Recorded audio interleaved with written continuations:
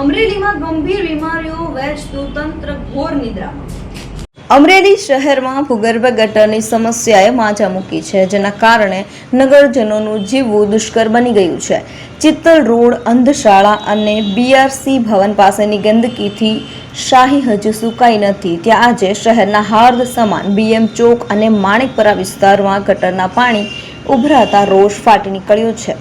આ વિસ્તારમાં સમયક multi specialist અને આસ્થા હોસ્પિટલ જેવી મોટી હોસ્પિટલો આવેલી છે, જ્યાં રોજના હજારો દર્દીઓ સાજા થવા માટે આવે છે, પરંતુ તેમને ગટરના ગંદા પાણી અને અસહ્ય દુર્ગંધ વચ્ચેથી પસાર થઈને બીમારીના જોખમે સારવાર લેવા મજબૂર થવું પડે છે.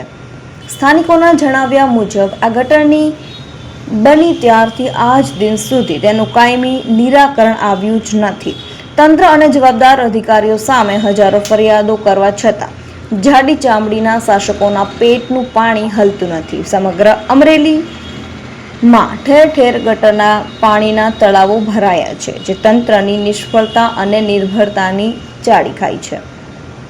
જો સત્વરે આ નરક જેવી સ્થિતિમાંથી મુક્તિ નહીં મળે તો જનતાનો આક્રોશ ગમે ત્યારે આંદોલનનું સ્વરૂપ ધારણ કરશે તેવું ચિત્ર સ્પષ્ટ દેખાઈ રહ્યું છે.